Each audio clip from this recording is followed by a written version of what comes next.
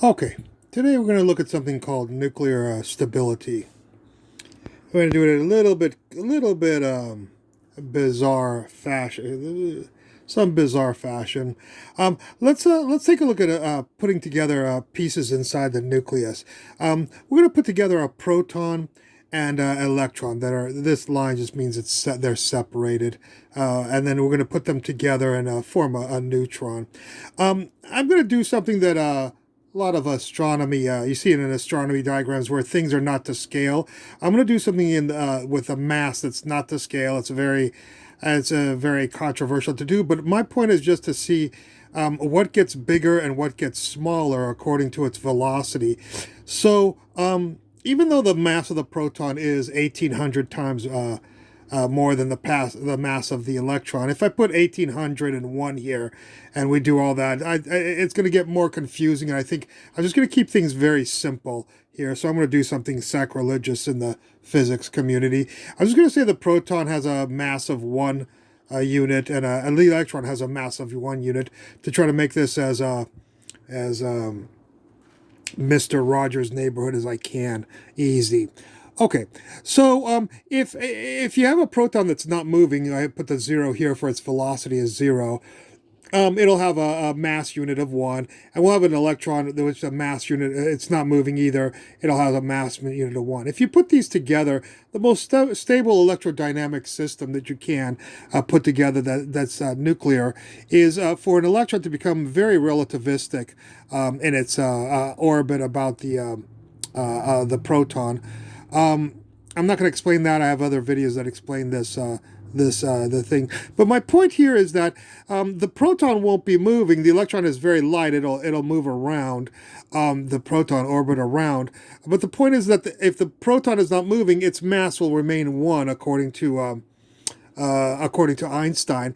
The electron that is moving, especially relativistically around the proton orbiting, its mass won't be one. And just to make life a little bit simpler, again, if you want to look at my other videos on neutrons, I use exact numbers. But just to make life easier, I'm going to have that the electron, when it's not moving, is a mass unit of one, but when it is moving, it's a mass unit of two. Again, we just want to know the before and after. The total mass doesn't get bigger or smaller.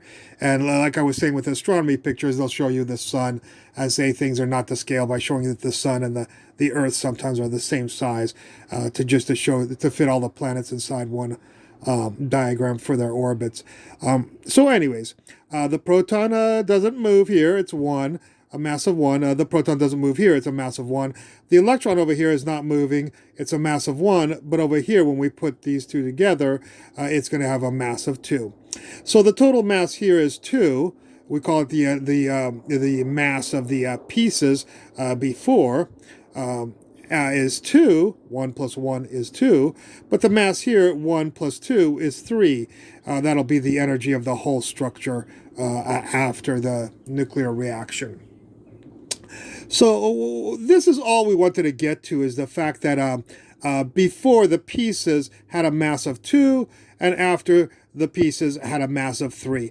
We say that when the energy of the masses, the total masses, is smaller than the energy of the whole, this is an unstable situation. And as we well know, well, you might not know this, but neutrons do disintegrate in approximately 12 minutes or so. So a neutron is unstable because the mass of the pieces was smaller than the mass of the mass of the whole structure, the neutron. Okay, so this we say that the mass energy of the pieces minus the mass energy of the whole comes out to be negative. Okay, that's called also the binding energy. Okay, now let's look at the next structure that we're going to look at, and that is we're going to take a proton and put it together with actually a neutron, which is right over here. Okay, we're going to form something called a deuteron. And again, we're going to use the crazy mass things to just try to make life as simple as possible. Because, again, we just want to get over here and see what's big and what's small. Is this big? Is this small? Or vice versa. So, anyways, we got a proton and it's not moving. It's got a velocity of 0. And it will say, again, it has a mass of 1. Here, the proton here inside the neutron is not moving, just like we said before, it's got a mass of 1. But the electron in the neutron is moving, it's got a mass of 2. Okay? Now, what happens when we put these two Legos together? Well, the most stable thing for the electron is it can't keep on orbiting this proton. It's got to, since it's negatively charged, I won't get into that too much, but it has to be always between the two protons right here. So we have a proton that's not moving. The electron can't move.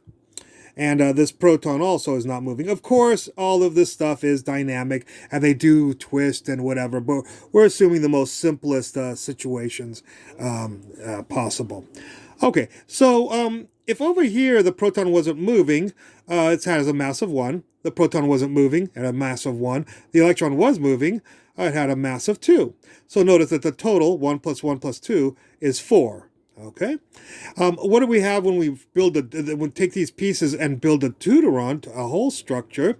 Well, the proton is not moving. The velocity is 0, so its mass is 1, just like it is here and here and here. The electron's not moving, so its mass is 1, so just like it was here. And the other proton is not moving, so its mass is 1. Well, if this is 1, 1, and 1, 1 plus 1 plus 1 gives you 3. And this is all we're trying to get to. Yes, the proton is 1.6 times 10 to the minus 27. The electron is 9.11 times 10 to the minus 31. I know that for those people who are thinking I don't know that. But the point is, my only point here is to see are the mass of the total energy mass energy before, is it bigger than the total energy? Is this mass energy bigger or smaller than this energy? Well, again, 4 is the pieces that you're putting together. The whole structure is 3, so this time it's different. We have the pieces have a greater mass energy than the whole structure over here, which has a small mass energy. We say that when the pieces minus the whole comes out to be positive, or the big 4 minus 3 is positive 1, 2 minus 3 is negative 1. But whenever the pieces mass energy is bigger than the whole mass energy over here, we call that a stable situation. So we see with this situation that when you add electrons to the nucleus, and yes, you can look at my thing about how electrons, can they be in the nucleus and whatever, and we can debate that.